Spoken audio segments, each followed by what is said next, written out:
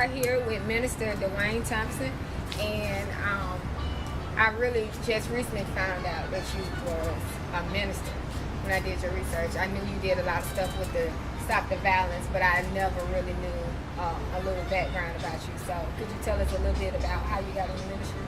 Well, several years ago, about 14 years ago actually, I was just in the world and running back and forth as most young people do. Right. And God just decided He wanted to do something different with my life, take me in a different direction. I was born in New Orleans and raised there for a while. Moved from there to Los Angeles, California. I went to high school. Thought I was moving back into a slower, much safer environment. Lo and behold, between 1988 and 90, somewhere in there, New Orleans became the murder capital of the U.S. And I lost a lot of friends, and things weren't just going the way that I was, and I just was unhappy. When I turned 26 years old is when God came into my life, and it's been that story ever since. Do you actually go out and preach at other churches, or you just, what do you normally do? Well, yes, I am an ordained minister. I'm actually ordained in both states now. I was ordained in Louisiana, New Orleans, Louisiana, about 1995, 96, and then when I came to Birmingham, I was ordained here in Helena, Shelby County. My church is in Helena, Alabama. I serve under Pastor Van C. Hauser, which is our senior pastor, but I'm one of the youth ministers. I'm one of 12 ministers at our church.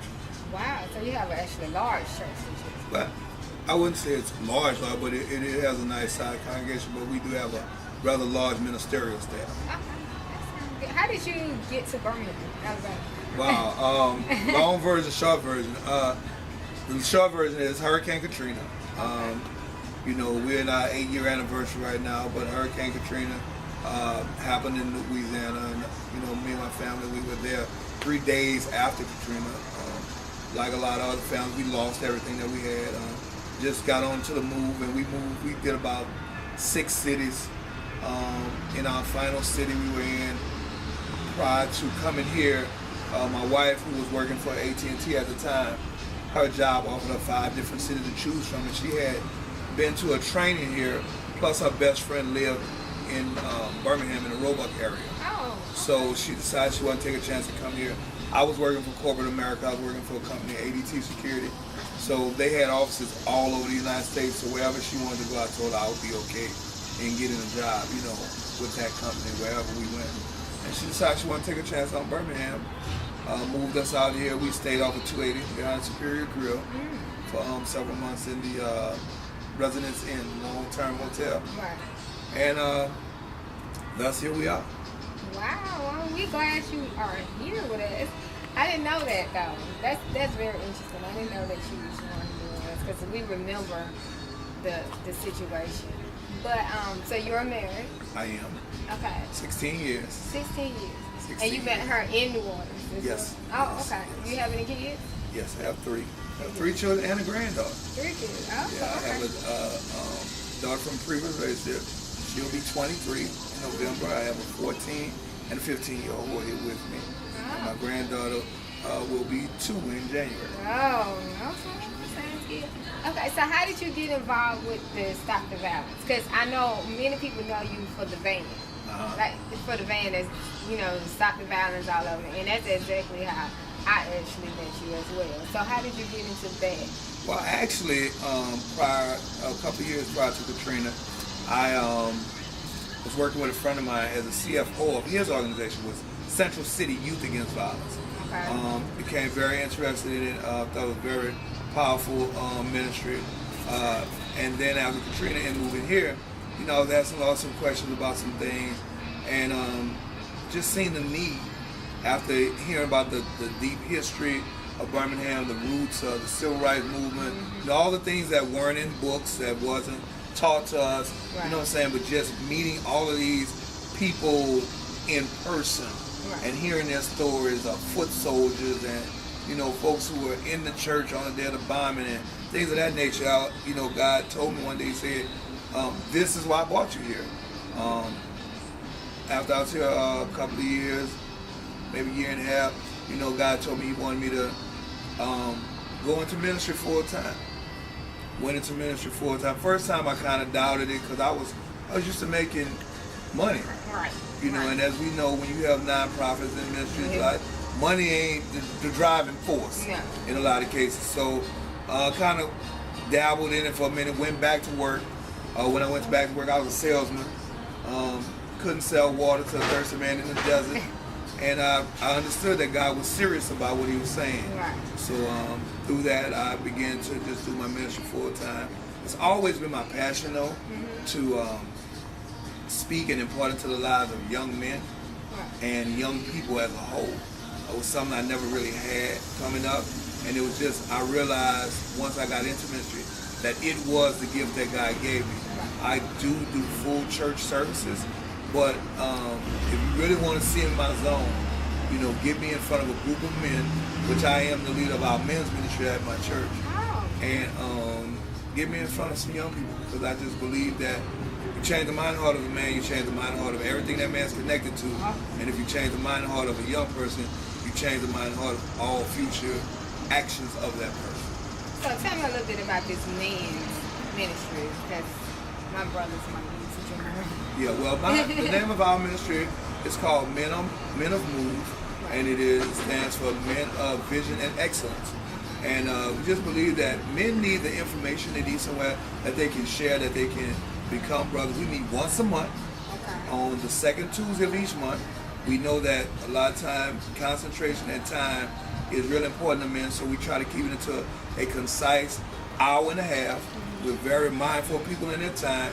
And generally, we have an outing every so many months, maybe once a quarter. Our last outing was a dinner. We all went out to dinner just to fellowship, you know, a short Bible study, but mainly just talking. You know, men sharing what goes on in men's ministry, stays in men's ministry. More like an outlet. Yeah, and it's single men, it's married men, it's young men, because we deal with all boys from boys and men. We take them from 13 up. Okay. Yeah, from 13 and above. And a lot of times we have older men mentor the younger men or bring them out. Those who don't have fathers, they can come with another man from the church. They'll go by, pick them up, and bring them out. We just right now we're studying a book called Kingdom Man by Tony Evans. That's one of the things we're studying out of. I still study out of Purpose-Driven Life. And there's also another book that I have that's called The Tongue, A Creative Life Force. I believe a lot of times it's been we have to begin to learn how to speak things into our own lives.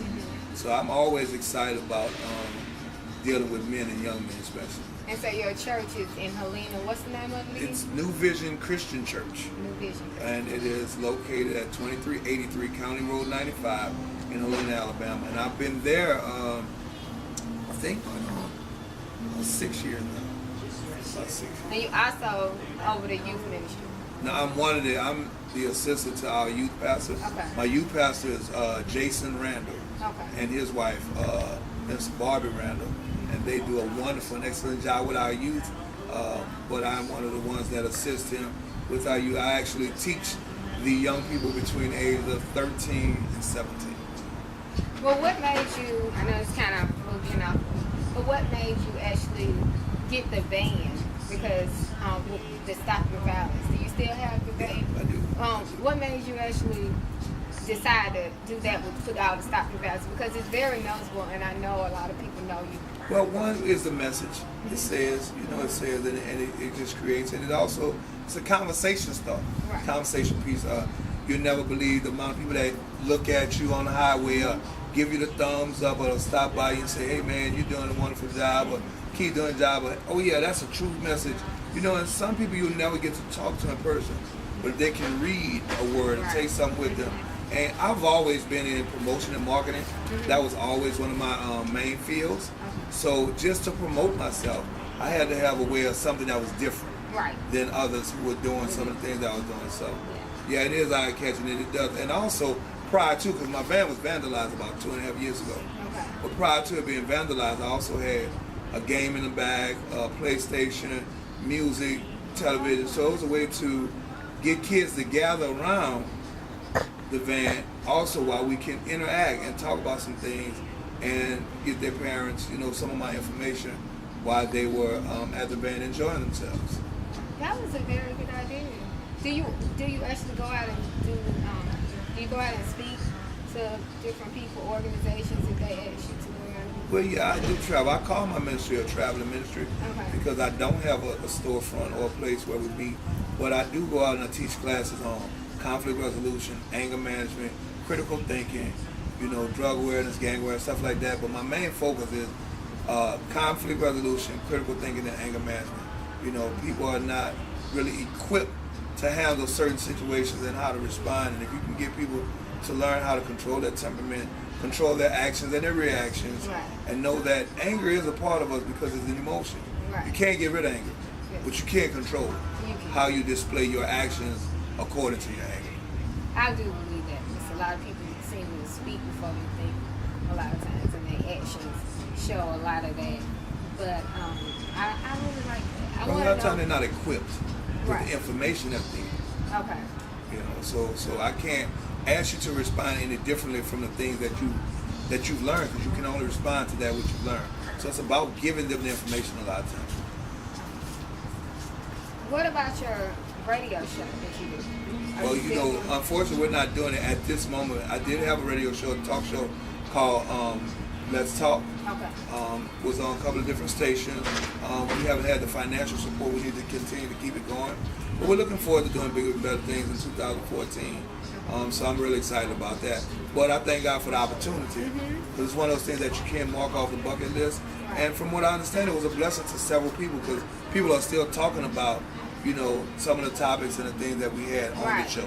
Right. That's what I seen too when I noticed, which I thought it was a great idea, because some of the topics you actually talked about, we needed to talk about. Yeah. People need to hear it. Well, So, one of our main topics was I had a group of young ladies who've been keeping themselves and trying to get married and abstaining themselves, right. and we met once a month.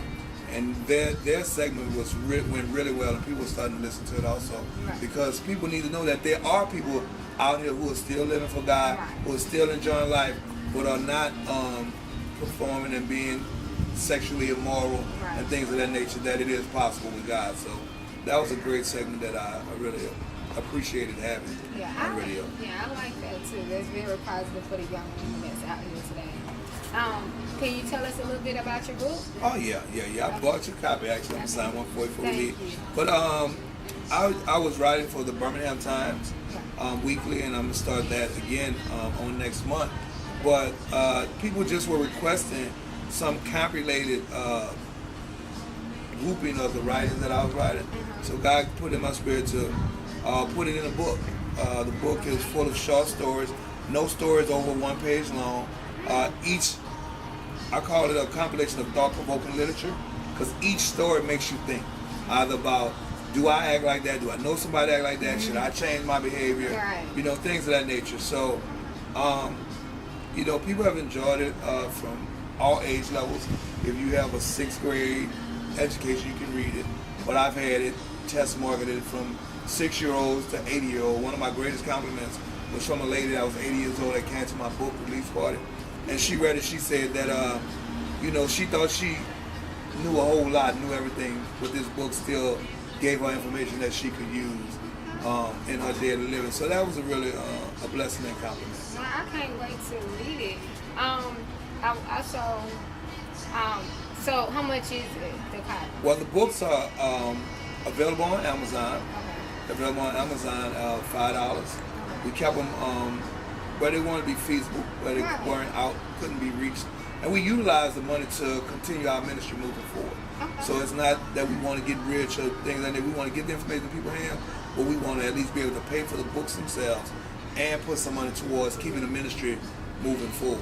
I really like that. I enjoyed it. I thank you for doing the interview with me today. I want to know, do you have anything else that you would like to share with our Dash readers that we may get included? Well, yeah, I just like, people to know that, the ministry is moving forward. I am available. I do travel, and not only to preach and teach, but if there are classes or people that you want to gather to have classes for conflict resolution, anger management, or critical thinking classes, these are some things that I specialize in also. So, hopefully they'll see this interview or they'll, read the magazine and feel free to contact me. you know, and all my contact information and stuff. I'll make sure that I forward it to you Right. so that it can be Listed. in the back book also. Well, I just want to thank you so much. Well, thank you for considering me. It's been a long time coming. I know Yeah. it's been a very long